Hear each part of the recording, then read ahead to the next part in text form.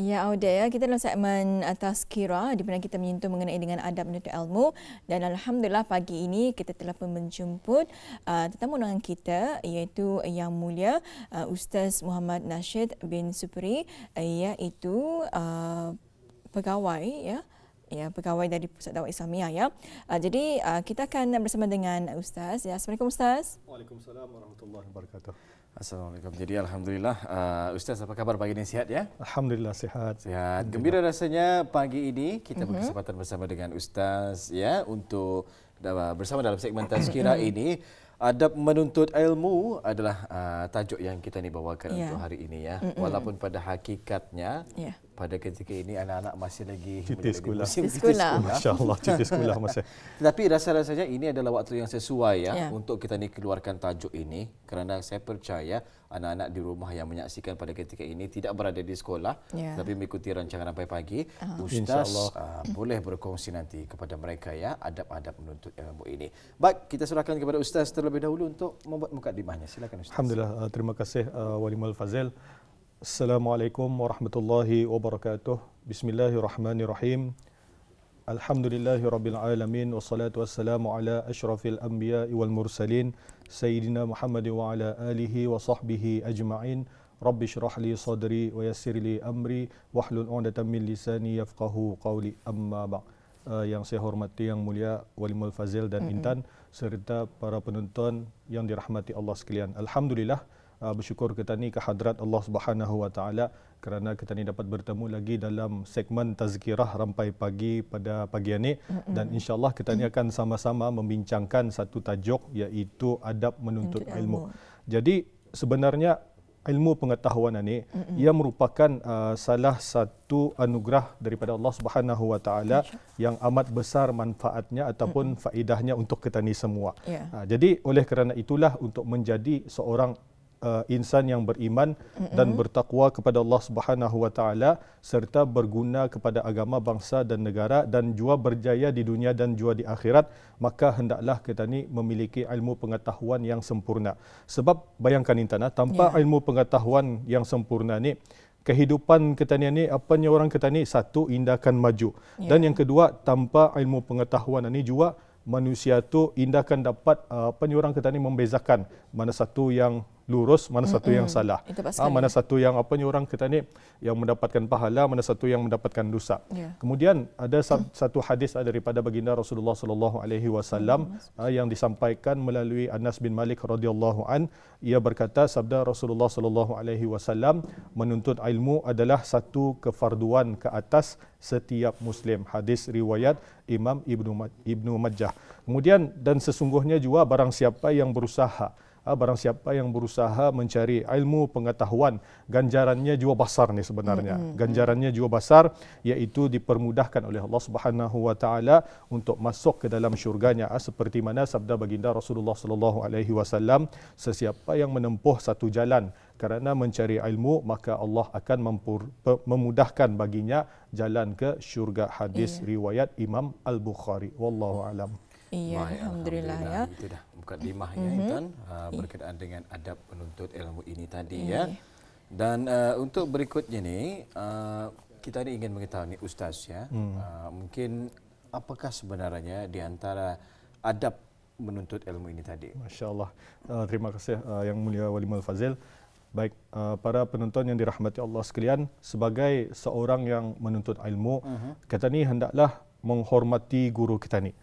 Sebab martabat seorang guru itu ia amat tinggi di sisi Allah Subhanahu Wa Taala, sebagaimana firman Allah Subhanahu Wa Taala di dalam surah Al-Mujadalah ayat yang ke-11, a'udzubillahi minasyaitonirrajim, yarfa'illahu alladhina amanu minkum walladzina utul ilma darajat. Tafsirannya, Allah meninggikan orang-orang yang beriman di antara kamu dan orang-orang yang diberi ilmu pengetahuan agama beberapa darajat. Hatta baginda Rasulullah sallallahu alaihi wasallam sendiri Wali Mufazilah dan Intana, hatta baginda Rasulullah sallallahu alaihi wasallam pun memuliakan para guru ini melalui doanya. Jadi apa doa baginda Rasulullah itu? Allahumma ghafir lil muallimin wa atil a'marihim wa barik lahum fi kasabihim. Wahai Tuhanku, ampunilah para guru dan panjangkan umur mereka dan berkati pada tubuh badan mereka. Tadi lihat Rasulullah sendiri mendoakan para guru. Kita ni macam mana? Yang apanya orang mungkin ada di antara kita ni yang masih menuntut lagi, ataupun mungkin ada di antara kita ni yang masih menuntut tapi bukan secara rasmi di sekolah.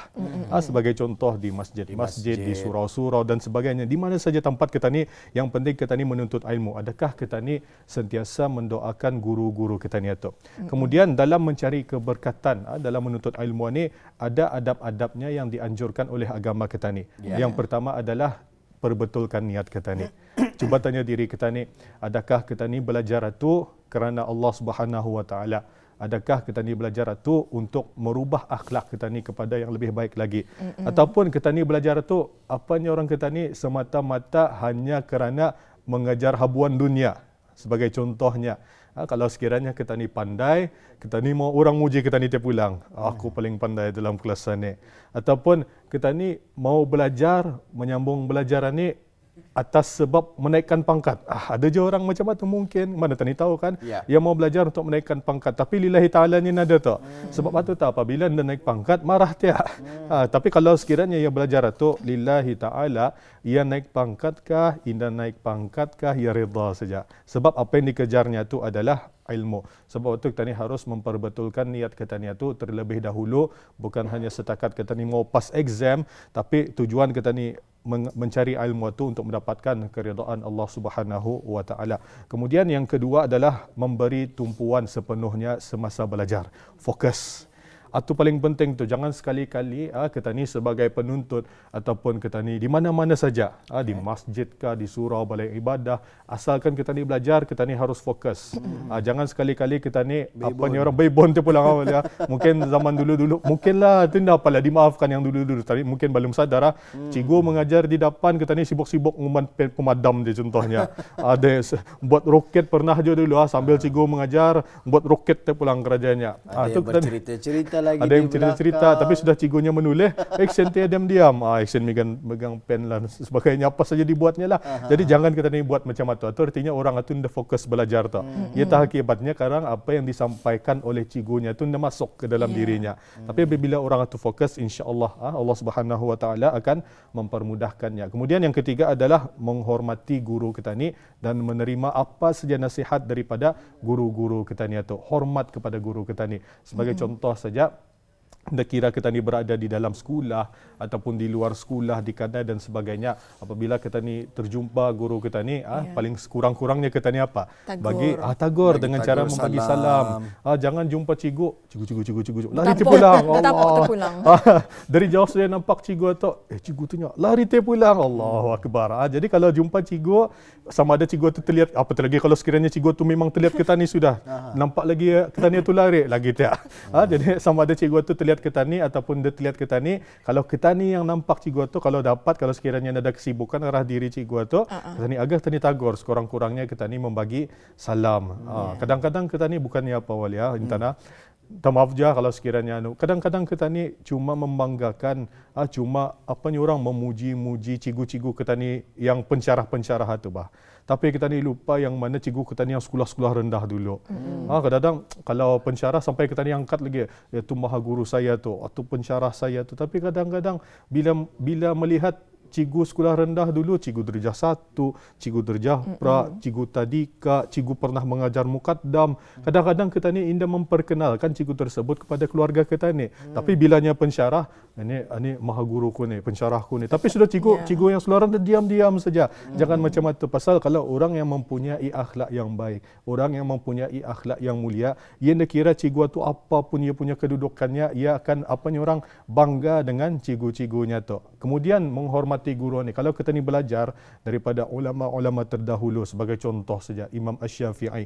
Imam Asy-Syafi'i ketika ia belajar dengan gurunya Imam Malik, Imam Asy-Syafi'i hatta yang membuka kertas pun ketika Imam Malik berada di depannya, dia berani membuka selarah-larahnya tu. Maksudnya sampai kedengaran bunyi kertas satu, pelan-pelan yang membuka tu.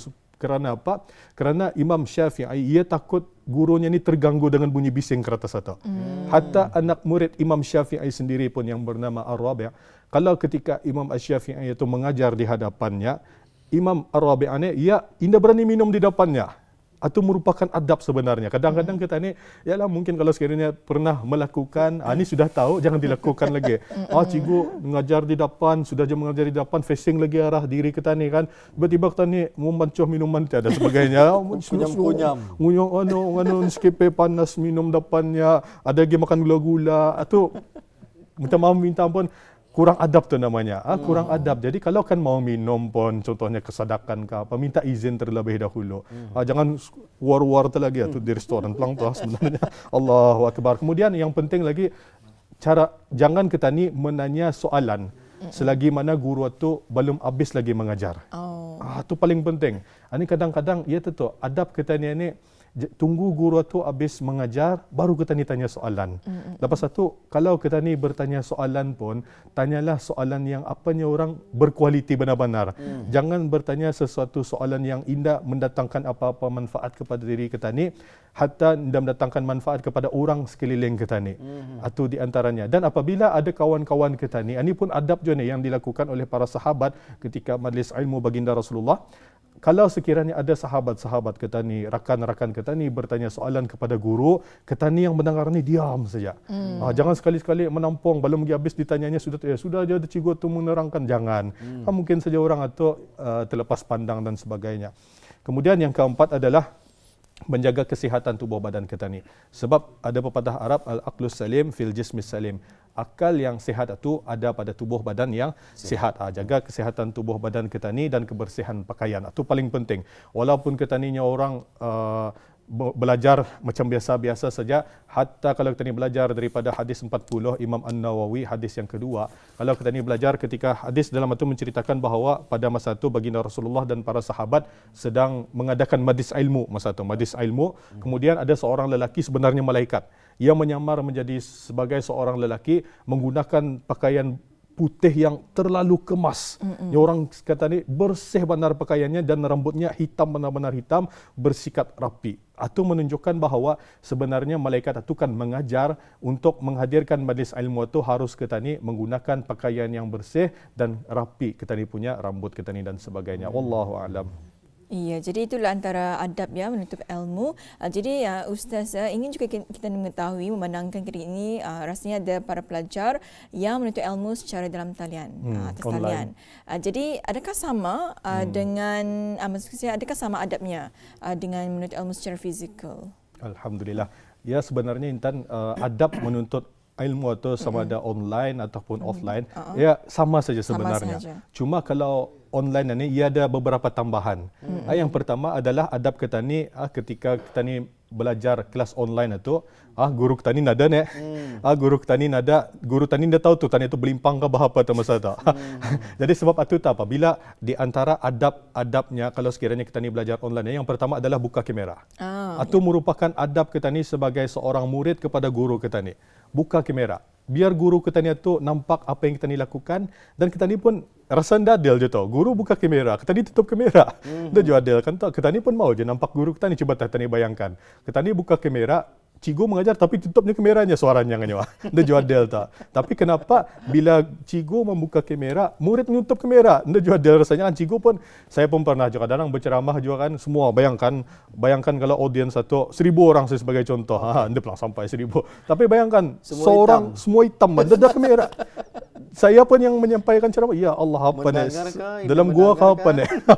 Mendengar ke apa ke dorang ni? Jadi kan guru tidak nyaman rasanya. Jadi salah satu antara adab yang pertama adalah buka kamera. Itu menunjukkan adab kita ni kepada guru kita ni. Kemudian yang kedua, jawab apabila guru bertanya ataupun memerlukan perbincangan. Walaupun online. Kadang-kadang guru ia bertanya kan, kayaknya ada soalan. tiba-tiba sunyi. Padahal dalam grup itu 30 orang tau. Tak ada soalan langsung. Sudah juga ada soalan, dia lagi ada merespon Intan. Saya terbayangkan. Kalau Intan macam mana tak? Marah boleh. Tutup sekali aja. End live dia habis tutup semua. End meeting. Dia bersemangat untuk dia bersemangat meneruskan. jadinya kan. Jadi itu adab yang kedua. Yang ketiga adalah pakaian mesti kemas. Walaupun kita ni sebagai penuntut berada di rumah, kita ni harus menggunakan pakaian yang kemas supaya apa tu? Supaya kita ni ada feel sebenarnya. Macam kita ni bekerja, walaupun kita ni sebelum ini memang ramai orang bekerja dari rumah. Tapi bilanya menggunakan pakaian yang bekerja, walaupun di rumah menggunakan Zoom dan sebagainya, maka ia ada rasa apanya orang auranya aura yang bersemangat untuk bekerja. Tapi sama aja kalau penuntut pun jangan lupa aura kita ni belajar itu mesti ada juga. Salah satunya di antaranya adalah dengan menggunakan pakaian yang bersesuaian, pakaian sekolah lah artinya. Mandi. Mandi. Jangan lupa. Jangan belimpang tu oleh. 5 minit lagi kan Zoom baru takkan bangun. Sibuk-sibuk tu ya.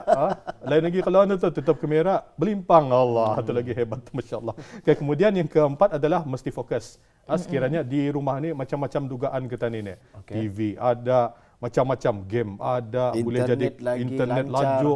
Di sekolah mana ada tu. Lepas tu kita ni boleh membuat apa saja kita ni mau. Ada orang sambil-sambilnya buka live Zoom atau buat kerja lain tiap, tinggalkan YouTube ni kameranya. Jadi kita ni harus fokus, dan yang terakhir sekali adalah catat apa yang telah disampaikan oleh guru tersebut. Apabila kita ni mencatat, insya-Allah kita ni akan ingat. Walaupun online ini tadi ya. Walaupun online catat saja.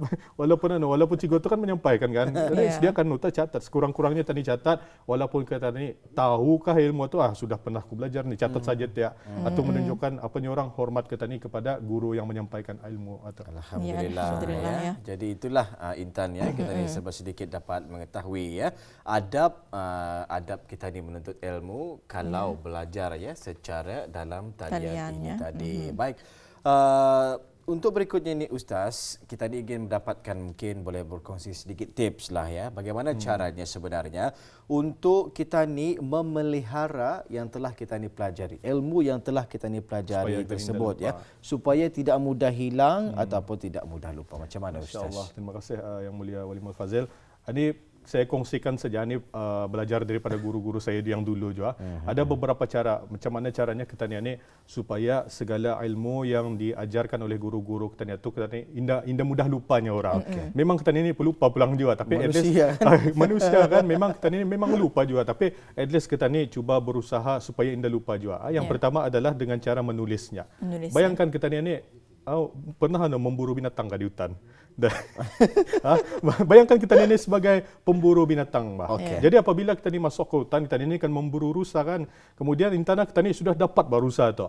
Apa yang kita ni lakukan supaya rusa tu tidak lari? Dijaratnya. Kita ni masak ya. Diikat tu masak kemudian punya cerita tu. Diikat dulu kan. Kenapa kita ni ikat kakinya? Supaya dia lari.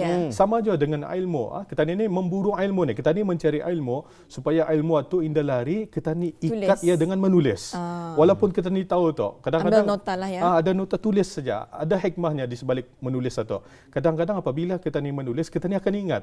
Itu lebih dari segi psikologi ada tu berapa persen kalau sekiranya orang itu sekadar mendengar, sekadar melihat dan menulis. Kalau menulis itu lebih kuat tu sebab kita ni menulis dan kita ni melihat juga.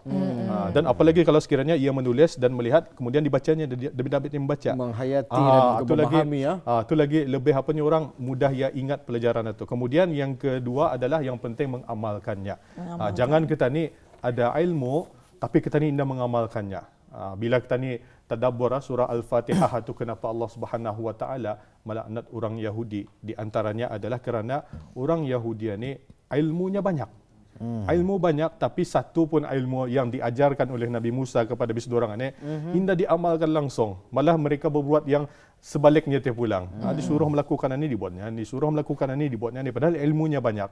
Sebab itu untuk mengikat ilmu itu supaya kita ni ingat ilmu itu selain daripada kita ni tulis, kemudian kita ni amalkan, itu paling mudah. Kemudian yang ketiga adalah mengajarkan. Kita ni kan sudah ada ilmu, kita ni kan sudah mengamalkan perkara tersebut. Kemudian kalau sekiranya kita ni lihat ahli keluarga kita ni, sebagai contoh kita ni sudah ada ilmu mengenai dengan sembahyang, mengaji Al-Quran dan sebagainya. Kita ni lihat keluarga kita ni tu mungkin dia sembahyang, mungkin dia salah caranya sembahyang, mengaji Al-Qurannya salah. Kita ni tahu kan benda-benda tu. Jadi kita ni ajarkan macam mana caranya, macam atu caranya, jangan buat ani, jangan buat atu dan sebagainya. Dan yang keempat adalah menjaga permakanan kita ni. Pastikan makanan yang kita ni makan itu halal dan bersih. Sebab ada cerita-ceritanya dia di antara tokoh-tokoh ulama Islam yang terdahulu, kenapa mereka berjaya menghafal, ada yang sampai 600,000 hadis, seperti contohnya Imam Al-Bukhari. Kenapa Ibn Taymiyah berjaya menghafal 200,000 hadis. Kemudian Imam Asy-Syafi'i yang saya ceritakan tadi menghafal kitab Al-Muwatta karangan Imam Malik itu dalam masa sehari semalam saja mampu menghafal sampai hebat macam itu tu, sebab bisdurang ini menjaga makanan dia, jaganya makanan yang bersih dan halal. Wallahu alam. Itu saya 4 yang boleh saya kongsikan. Ya, alhamdulillah, itu antara tips ya bagaimana caranya ya untuk kita ya memelihara ilmu kita yang telah kita pelajari, iaitu dengan adanya kita mencatat dan seterusnya amalkan, mengajar dan juga menjaga pemakanan. Ya. Alhamdulillah ya. Itu baru saja kita mengikuti bersama mengenai dengan adab menuntut ilmu ini. Jadi Ustaz, sebagai kesimpulan daripada tajuk ini, mungkin boleh Ustaz jelaskan kepada penonton kita. InsyaAllah. Terima kasih Yang Mulia Intan. Sebagai kesimpulan, tajuk yang kita bincangkan hari ini simple saja. Yang pertama, kita harus tahu bahawa menuntut ilmu ini, Wali Intan, adalah wajib ke atas umat Islam semua. Ada istilah kita ni, apabila kita ni tamat sekolah, apabila kita ni tamat universiti, habis lagi depan menuntut ilmu lagi nada. Hakikatnya menuntut ilmu ni sampai kita ni mati. Keliang lahat. Sampai mati. Kemudian yang kedua adalah kita ni hendaklah menghormati guru-guru kita ni. Sekurang-kurangnya, kita terkira guru kita ni time sekolah rendah, time tadika, time sekolah menengah, pensyarah dan sebagainya, apabila berjumpa dengan guru kita ni tagur. Sekurang-kurangnya kita ni mendoakan guru kita ni melalui salam. Assalamualaikum warahmatullahi wabarakatuh. Kan itu doa, memohon kesejahteraan kepada orang tersebut, dan jangan lupa doakan seperti yang mana baginda Rasulullah sallallahu alaihi wasallam mendoakan guru-guru.